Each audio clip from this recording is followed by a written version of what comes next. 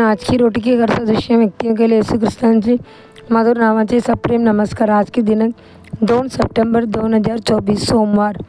प्रसोगन देणे। त्यांचे सर्व देवदूत त्यांची स्तुती करा, त्यांची सर्व गोष्टी वाढवा। स्तोत्र 148 अध्याय 2 वचन।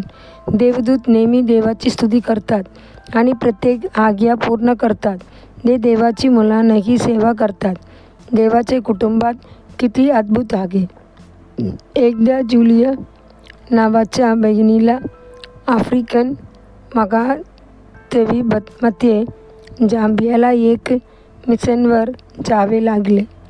त्यावेळी ती फक्त 19 वर्षांची होती।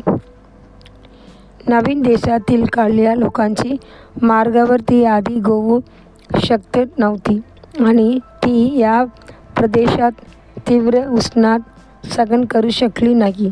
तिच्या मंत्रालयाने वागून येण्यासाठी तिच्याकडे मूलभूत सुविधा देखील नव्हती आणि ती खूप एकाकी वाटली आणि तिच्या घराबद्दल विचार करायला लागली।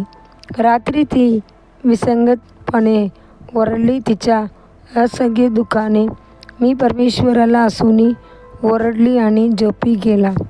रात्रीच्या मध्यभागी तिला अचानक उज्ज्वल प्रकाशाने भरलेला होता आणि तिने डोळे उघडले तेव्हा तिने तिथे एक सुंदर देवदूत पाहिले, तिचे रक्षण करणे। देवदूताचा चेहरा होता वर्णन पलीकडे चमत्कार आणि सुंदर चमकणे।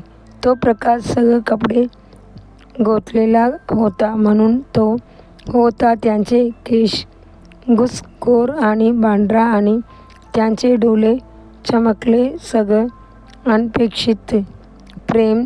जुलिया तिच्या हृदयात दिव्य शांती भरली होती। त्या क्षणी तिने देवदूताला पाहिले। सर्व देवदूतांना भेटण्यासाठी तुमचे आत्मिक डोळे उघडले पाहिजेत। प्रभूने तुमच्यासाठी नेमले आहे। प्रभूने म्हटले, मी तुम्हाला कधीच विसरणार नाही। जरी नसिंगीची आई तिच्या मुलाला विसरते, त्याने आपल्या देवदूतांचे संरक्षण करण्यासाठी आज्ञा दिली आहे। वाचा पुन्हा आणि पुन्हा वर आणि देवाने सेवक म्हणून देवाचे देवदूत पृथ्वीवर आले तेव्हा तुम्हाला किती कळेल। देवाची मुले संकटात आणि गरजेची वेळी प्रभू तुमच्यासाठी पाठवित आहे। ते त्यावरील आणतील परमेश्वराला संदेश पाठव। पवित्र शास्त्र म्हणते, थकलेल्यासारखे पाणी म्हणून दूरच्या देशापासून चांगली बातमी आहे। नीतिसूत्र 25 अध्याय 25 वचन। त्याचप्रमाणे देवाचे देवदूतांची सुरुवात तुमच्या थकल्या जाणाऱ्या लोकांना सांत्वन देईल। पुढील ध्यानासाठी वचन आणि परमेश्वराला मला उत्तर दिले, माझ्याशी चांगले आणि सांत्वनदायक शब्द माझ्याशी बोलले। जकरिया 1 अध्याय 13 वचन। दिवसासाठी बायबल वचन सकाळी स्तोत्र 136 अध्याय 138 अध्याय 139 अध्याय। संध्याकाळी 1 कोरिंथीकर 13 अध्याय। धन्यवाद।